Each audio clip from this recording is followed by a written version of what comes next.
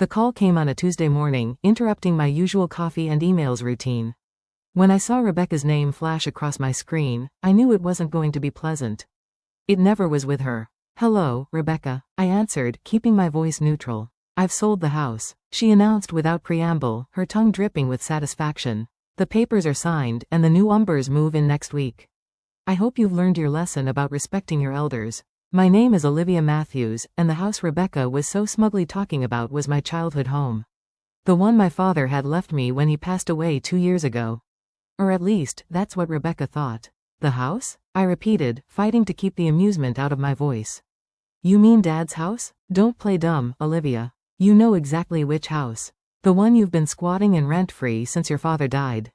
Well, that ends now. I've found buyers who will actually appreciate the property." I took a slow sip of my coffee, remembering the meeting I'd had with Dad's lawyer, Mr. Harrison, just days after the funeral. Rebecca had no idea about that meeting, about the documents we'd signed, or about the real ownership of the property.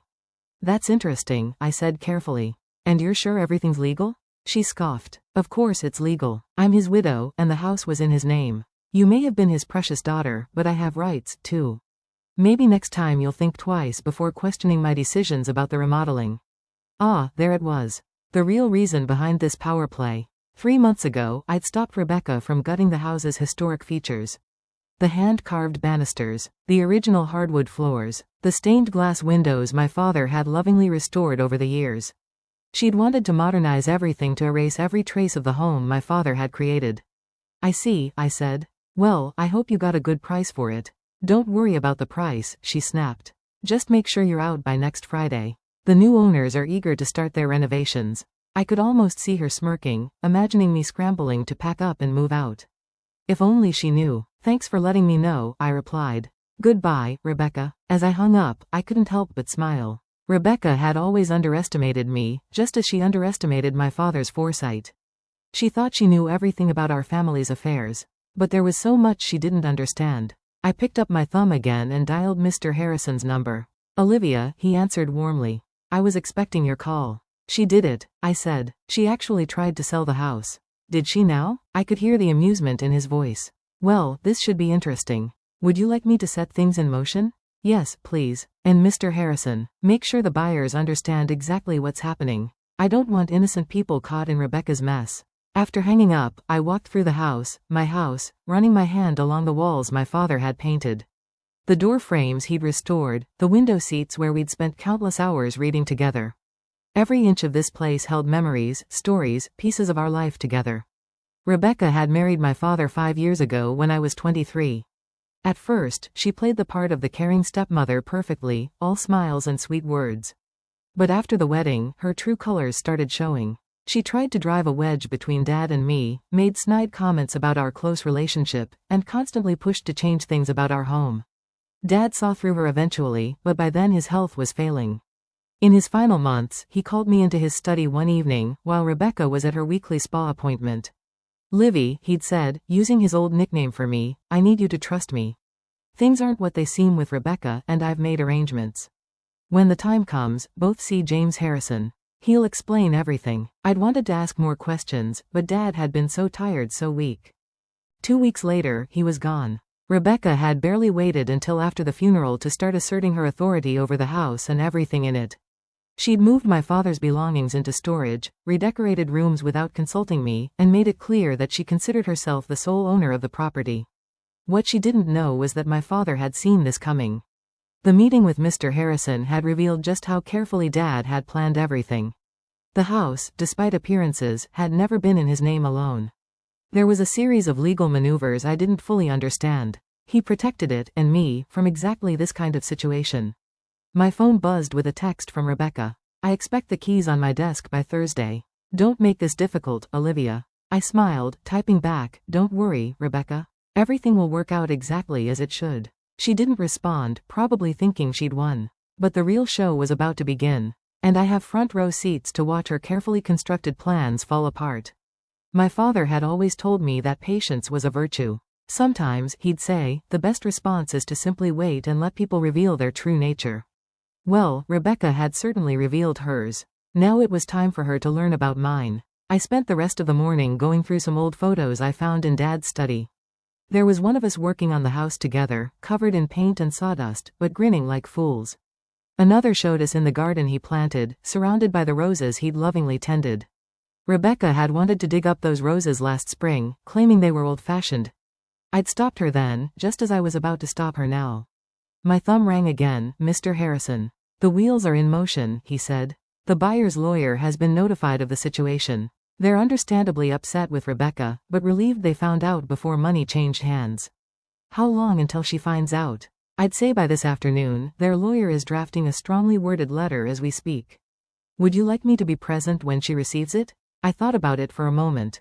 No, I decided. Let her deal with it alone. She needs to understand exactly what she's done. As you wish, but Olivia, be prepared for the fallout.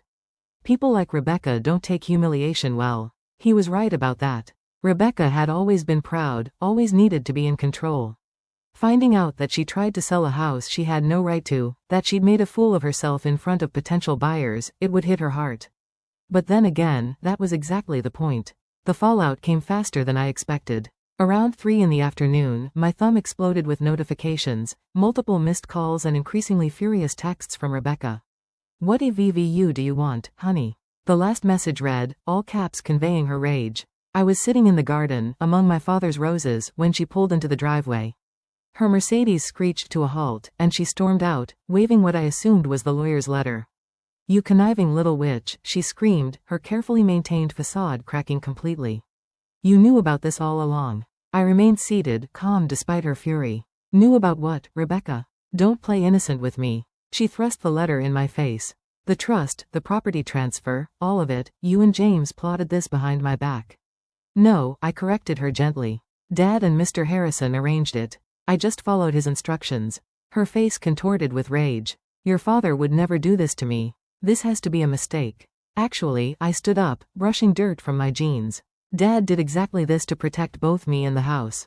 He saw through you, Rebecca. He knew exactly what you tried to do after he was gone. She took a step back, her designer heels sinking slightly into the soft garden soil. That's impossible. He trusted me. He loved me. Did he? I asked quietly. Or did he just let you think he did? The color drained from her face as the implications of my words sank in. My father, the man she thought she fooled completely, had outmaneuvered her from beyond the grave. The house was never in his name. I continued, watching her process each revelation. He transferred it to a trust years ago, long before he met you.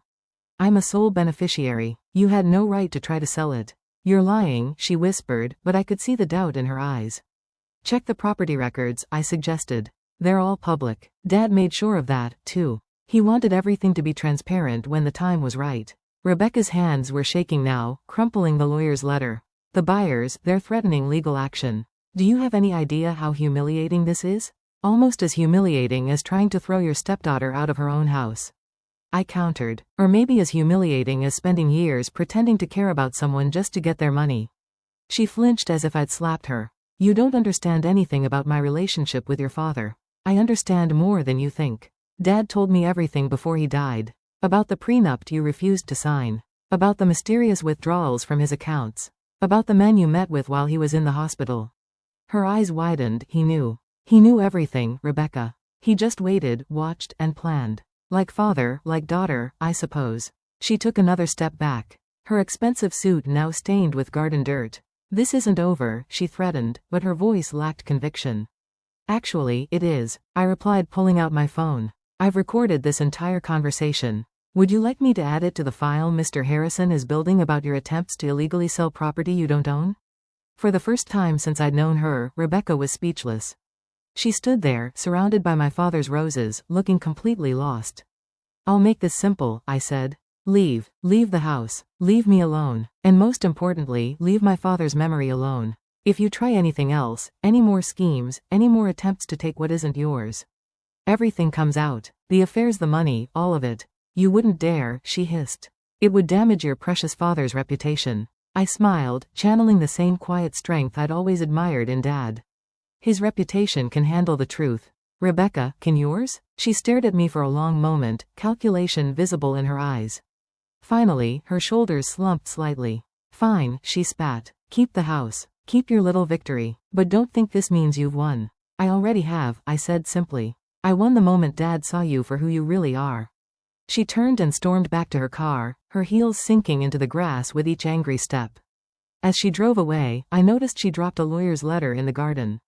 Picking it up, I smoothed out the crumpled paper. The legal language was complex, but the message was clear. Rebecca had no claim to the house, had never had any claim to it, and her attempt to sell it constituted fraud. My phone buzzed. A text from Mr. Harrison. How did she take it? About as well as we expected, I replied. But I think she's done. Your father would be proud, he wrote back. He always said you were stronger than anyone knew. I looked around the garden at the roses Dad had tended so carefully. At the house he protected so thoroughly, he'd known this day would come, had prepared for it in ways I was only beginning to understand. Rebecca had thought she was teaching me a lesson about respect. Instead, she'd learned one about underestimating people, both the living and the dead. The weeks following Rebecca's confrontation brought unexpected changes. The house felt different somehow, lighter, as if a shadow had been lifted. I spent my evenings restoring rooms to their original state, undoing Rebecca's hasty modernization attempts. One evening, while sorting through boxes in Dad's study, I found a letter addressed to me in his familiar handwriting. The envelope was dated just days before his death. My hands trembled as I opened it. My dearest Livy. If you're reading this, then everything has played out as I expected. Rebecca has probably tried to take the house by now, and you've learned of the trust arrangements I made with James. I'm sorry I couldn't tell you everything while I was alive. Rebecca was watching too closely, and I needed her to believe she had won. You see, I discovered her true nature about a year into our marriage, but by then she had already shown her hand. The mysterious illness that landed me in the hospital, not so mysterious after all. I had James investigate the occasional dizzy spells, the confusion, the gradual weakening. Rebecca had been adding something to my evening tea. Not enough to kill me quickly, but enough to make it look like natural decline. I played along, let her think she was succeeding. Meanwhile, I made arrangements to protect you and everything we built together. This house isn't just a building, Livy. It's our legacy, every repair and restoration a memory we shared. I know it must have hurt, watching me seem to choose her over you those last few months. Please forgive me for that deception. I needed her to believe she had complete control, so she wouldn't suspect what was coming. There's more you need to know. Check behind the loose brick in the study fireplace. I left something there for you. Remember, strength isn't always about confrontation. Sometimes it's about patience, about waiting for the right moment to act. I love you, my darling girl. Dad. I sat there for a long time, tears falling onto the letter. Everything made sense now, his distant behavior in those final months, the cryptic conversations, the way he'd insisted on having tea alone with Rebecca every evening. Moving to the fireplace, I found the loose brick easily. Behind it was a small USB drive and another note. Show this to the police when you're ready. The drive contained videos from hidden cameras Dad had installed, footage of Rebecca adding something to his tea, of her secret meetings with other men, of her phone calls discussing her plans for after his death. He documented everything. My hands shaking, I called Mr. Harrison. James, I said when he answered, I found Dad's letter in the drive. He was quiet for a moment. Are you ready to take the next step? I thought about it. The evidence on the drive was damning: attempted murder, fraud, conspiracy. Rebecca wouldn't just lose her social standing. She faced serious criminal charges. Not yet. I decided. Let's keep it as insurance. For now, knowing we have it is enough. Your father said you'd say that. He replied, and I could hear the smile in his voice. He always said you had his sense of strategy.